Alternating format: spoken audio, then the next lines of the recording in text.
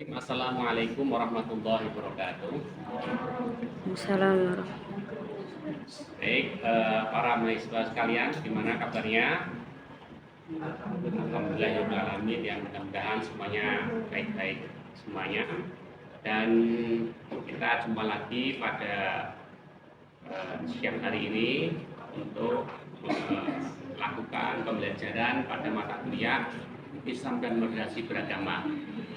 Pada hari ini kita akan membahas tema tentang Islam yang rahmatan lil alamin atau Islam rahmatan lil alamin. Sebenarnya apa sih atau kenapa muncul Islam rahmatan lil alamin? Kita bisa lihat bahwa Islam itu memang konsep idealnya adalah membawakan kedamaian kepada seluruh alam. Tapi pada kenyataannya hari ini banyak terjadi kekerasan yang mengatasnamakan agama, termasuk mengatasnamakan agama Islam. Dan itu terjadi tidak hanya di Indonesia, tetapi juga terjadi di belahan dunia. Kemudian sampai hari ini ternyata radikalisme, bahkan narasi intoleran sampai pada ekstremisme itu sudah tumbuh dan berkembang, menjalar ke berbagai wilayah di Indonesia. Nah, setelah melalui berbagai macam peristiwa tersebut, berbagai macam fakta banyaknya terjadi radikalisme tersebut, hari ini itu Islam menjadi objek yang dituduh telah melakukan banyak, bahkan disebut Islam itu identik dengan teroris. Dan saya kira itu sangat tidak tepat sekali, tidak menggambarkan Islam yang selama ini kita pahami sebagai Islam yang rahmatan lil alamin. Nah, oleh karena itu pada tema ini kita akan mengembalikan kembali pemahaman Islam yang rahmatan lil alamin itu seperti apa, sehingga generasi milenial terutama dan juga seluruh umat Islam juga memahami bahwa narasi-narasi yang dituduhkan itu bukanlah sebuah kebenaran, itu hanya tujuan saja.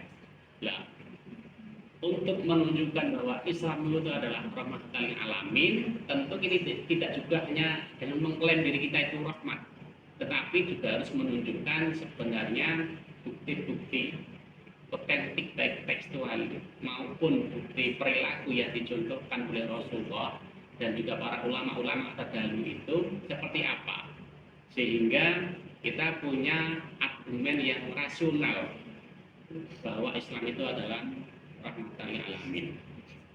Lah, apa sih rahmatan lil alamin itu? Ya, kita bisa lihat bahwa visi dakwah Rasulullah yaitu mengajak manusia kepada keselamatan hidup dengan konsep keseimbangan hubungan manusia dengan pencipta dan manusia dengan semangat dasar kelembutan dan kasih sayang. Tujuan ini oleh Rasulullah tidak hanya diucapkan dalam lisan, tetapi juga dibuktikan Rasulullah SAW ketika berinteraksi dengan sesama muslim maupun pada orang-orang yang menolak ajaran agamanya.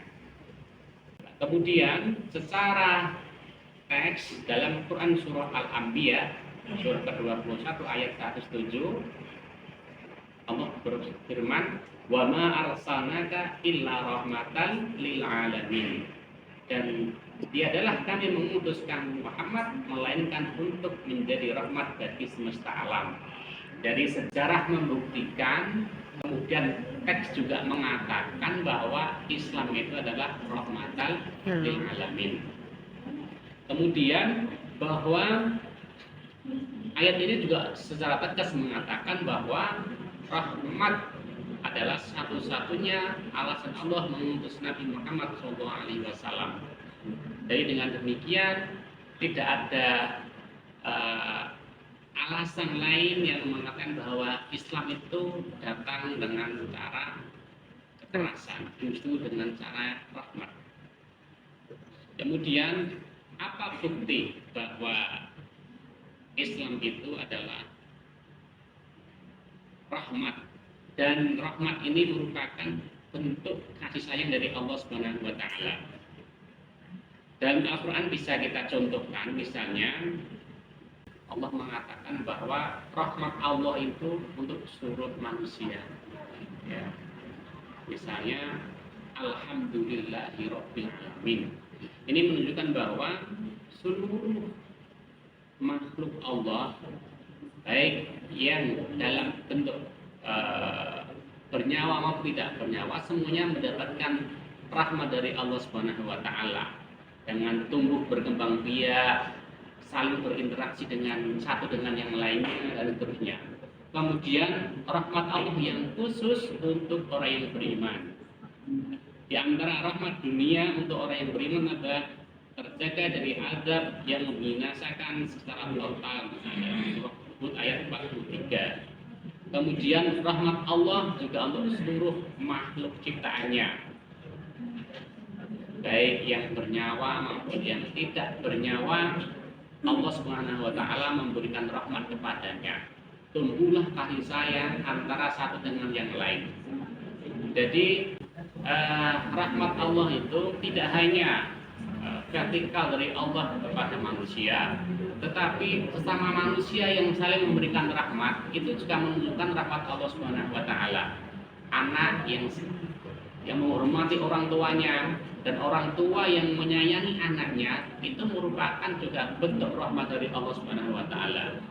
Kemudian kita akan melihat 4 prinsip dari Islam rahmatan lil alamin.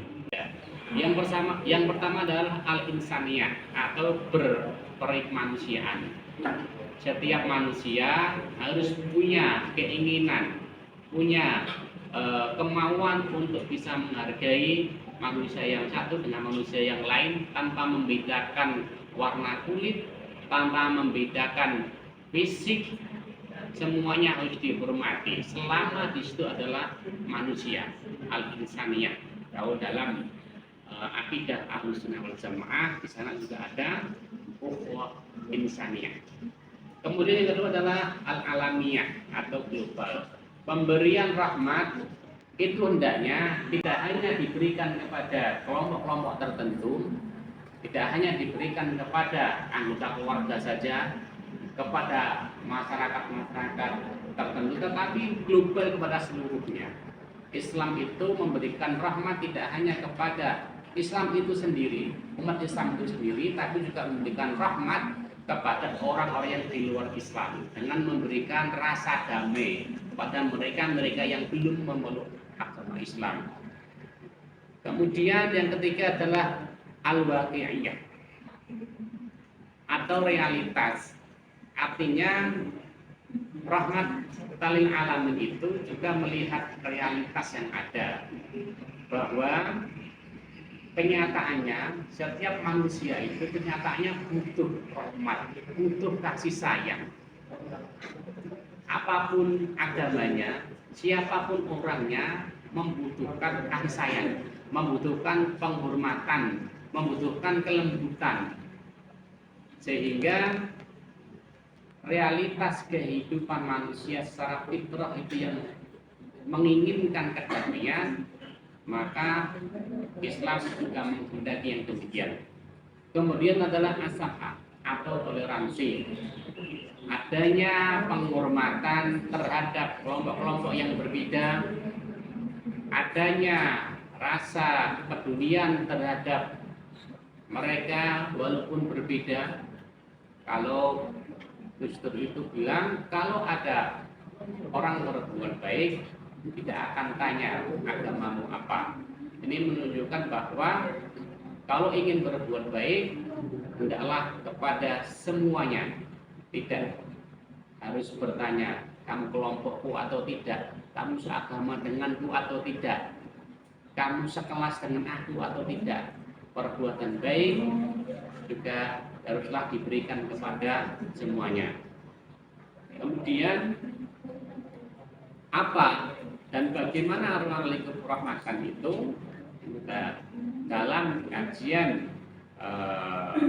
Islam klasik sudah banyak diformulasikan adanya 5 penjagaan terhadap hal-hal yang perlu dijaga, yang itu disebut dengan daruriyatul khamsah.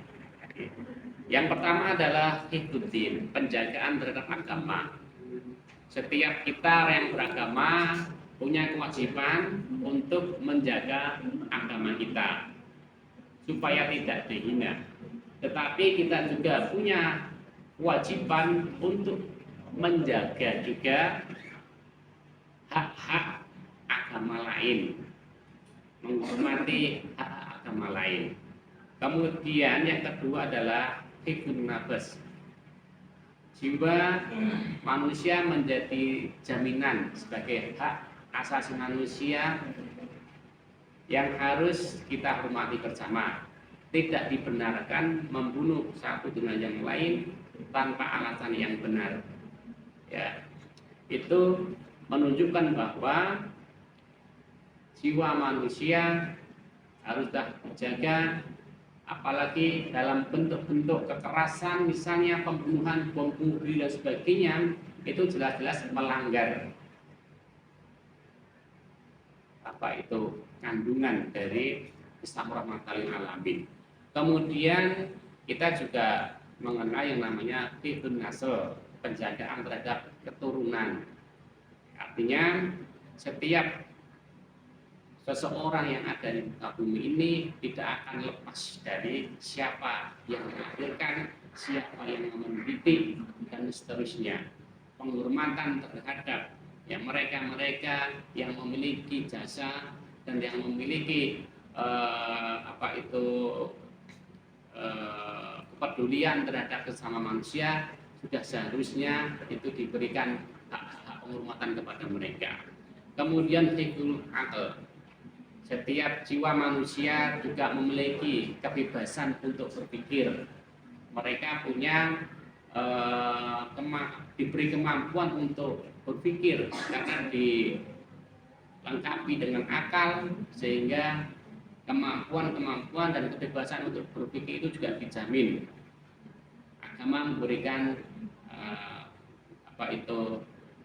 kebebasan kepada manusia untuk berpikir,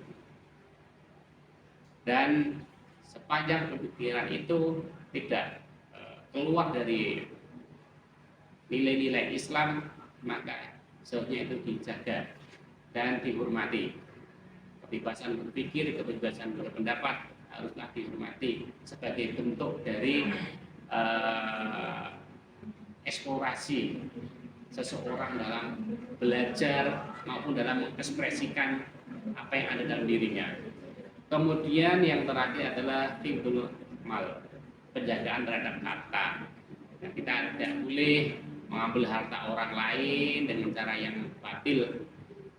Kita juga tidak boleh melakukan hal-hal yang dilarang agama, misalnya korupsi, kemudian juga mengganggu melalui kegiatan-kegiatan yang tidak secara langsung menindas kelompok-kelompok yang lemah dengan mengambil hak-hak mereka karena mereka tidak punya kekuatan untuk membela diri dan seterusnya.